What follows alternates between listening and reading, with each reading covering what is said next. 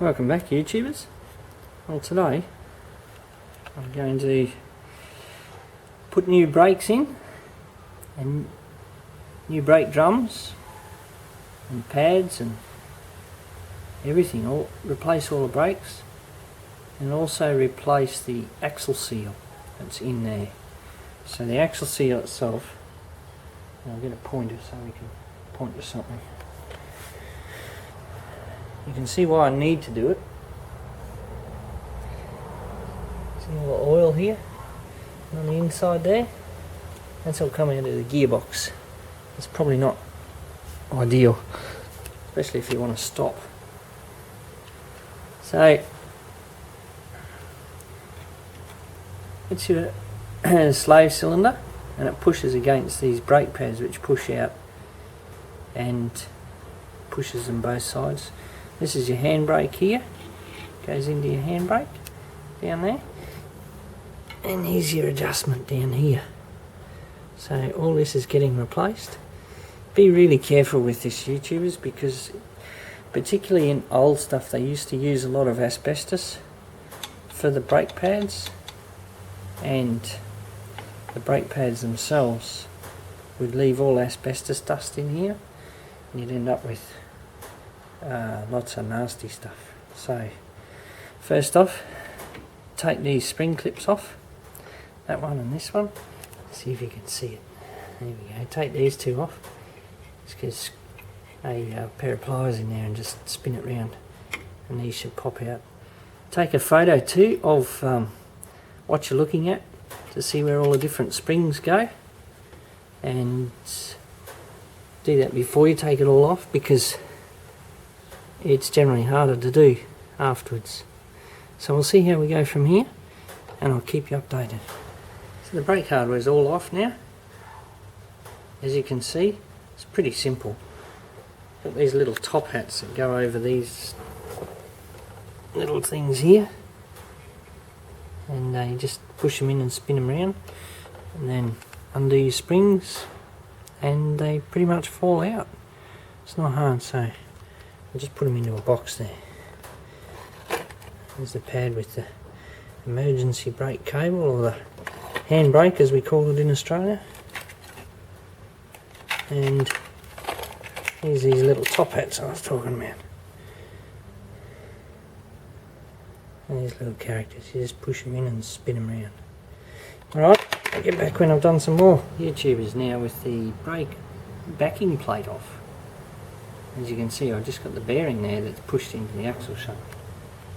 So the brake backing plate is here. It's in the sun. I've just cleaned it up.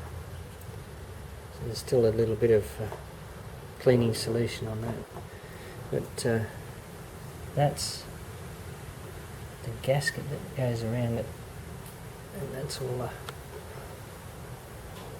brake stuff. So I've got all new stuff here. New seal, new gasket, so the seal goes into down to there, down in here, and O-rings and washers and paper gaskets, and it's all going well so far. It's a bit dirty, just a little bit dirty, but that's alright, we can deal with that. And it appears that these wheel bearings have been changed sometime in the past, because they've got some sort of silicone on them. Anyway, they look pretty good, so I'm not going to change them now.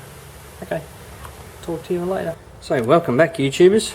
Here we are again, and I'm giving you a look of the wheel. Right, I'll get a pointer. So up here we've got the new slave cylinder, new boots,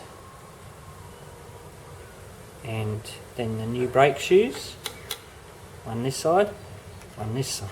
So this lever here, which is connected across to there and down to here, and onto this thing, is the lever for the handbrake, or as you may know it, the emergency brake. And see if I can get a better shot there.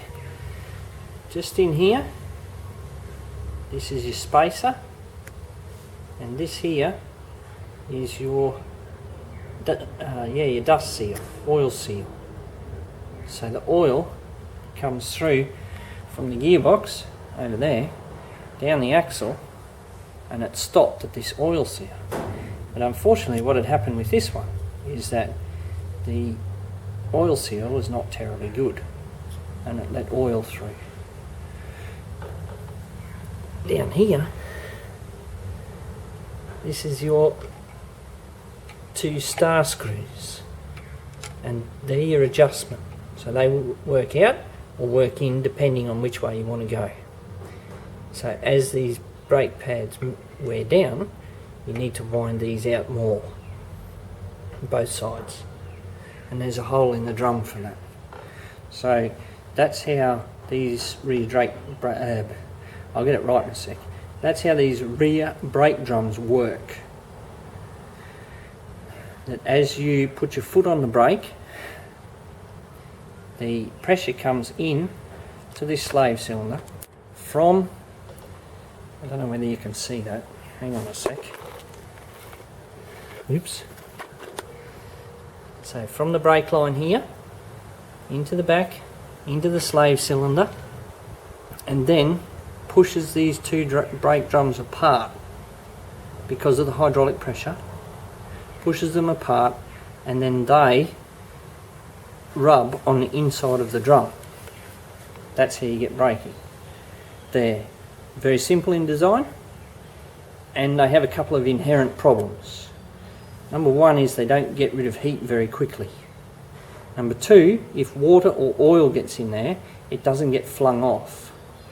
It stays on the inside of the drums, which run round in here, which then reduces your braking capabilities. So that's something definitely to look at.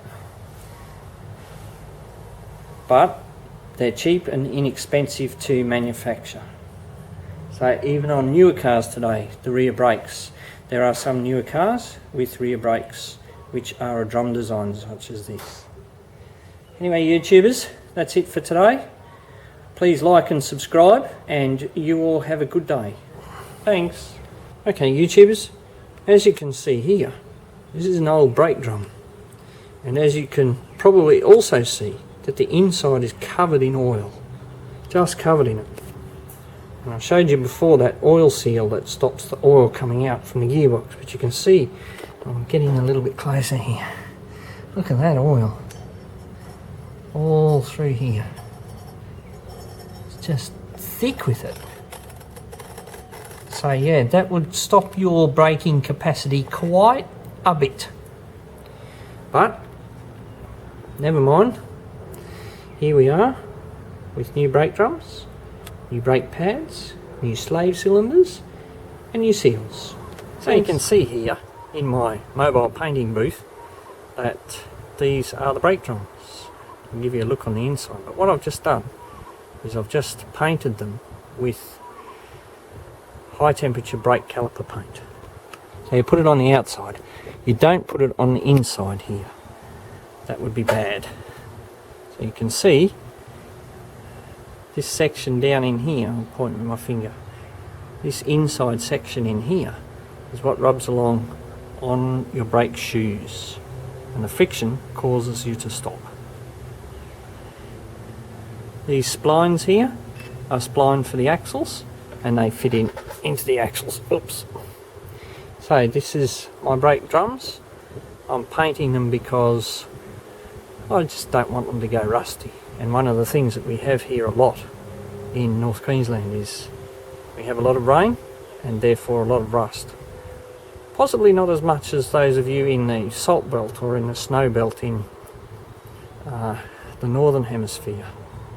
You guys put salt down on your snow, I believe. We don't get a lot of snow here. In fact, it very, very rarely snows. Okay, thanks.